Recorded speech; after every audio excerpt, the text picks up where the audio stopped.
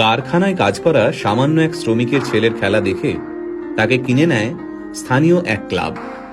বাচ্চা ছেলেটির বয়স তখন মাত্র 5।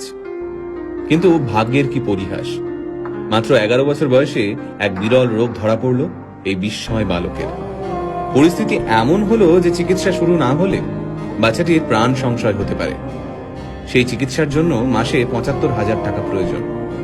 কিন্তু সামান্য এক শ্রমিক বাবা কিভাবে জোগাড় করবেন এই টাকা? স্থানীয় যে ক্লাবে ছেলেটি খেলতো তারাও এই বিপুল পরিমাণ টাকা দিতে অস্বীকার করল। খেলা তো দূর, একটা সময় যার বেঁচে থাকা নিয়ে সংশয় দেখা গিয়েছিল, আজ সেই ছেলেটাই এই পৃথিবীর সর্বকালের সেরা একজন ফুটবলার। হ্যাঁ, ঠিকই ধরেছেন। আজকের ভিডিওতে আমরা কথা বলবো লিওনেল মেসিকে নিয়ে। 1987 সালে আর্জেন্টিনার রোজারিওতে জন্ম হয় মেসির। বাবা কাজ করতেন স্টিল ফ্যাক্টরিতে, মা ছিলেন সাফাই কর্মী। হাঁটতে শেখার আগেই ফুটবল নিয়ে কসরত করা শিখে যায় ছোট্ট মেসি। পায়ে বল নিয়ে যেন জাদু দেখাতে পারত ছোট্ট ছেলেটা। তার খেলা দেখে মাত্র 5 বছর বয়সে তাকে কিনে নেয় স্থানীয় এক ক্লাব।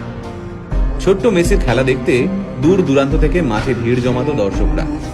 তাই মাত্র 5 বছর বয়সী মেসির খবর ছড়িয়ে পড়ে আর্জেন্টিনা থেকে স্পেনে। পরিবারের মুখে দুবেলা খাবার তুলে দিতে প্রতিদিন মাথার ঘাম পায়ে ফেলতে হতো মেসির বাবাকে। ছেলের প্রতিভা দেখে নিশ্চিন্ত হন মেসির বাবা। ভেবেছিলেন কষ্টের দিন শেষ হতে চলেছে। সবকিছুই ঠিকঠাক চলছিল।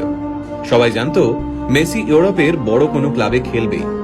তারপর মেসির যখন বয়স মাত্র 11, তখন ধরা পড়ল এক বিরল রোগ, গ্রোথ হরমোন ডেফিসিয়েন্সি।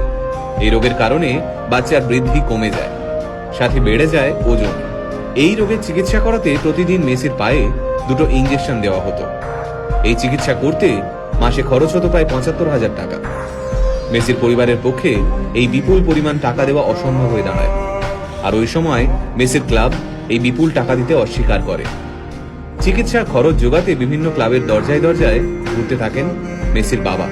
কিন্তু মাত্র 11 বছরের একটা বাচ্চার জন্য প্রত্যেকটা ক্লাব এই বিপুল পরিমাণ টাকা দিতে অস্বীকার করে। তবে চিকিৎসা চলাকালীন মেসিকে মাঠ থেকে এক মুহূর্তের জন্যও দূরে সরিয়ে রাখা যায়নি।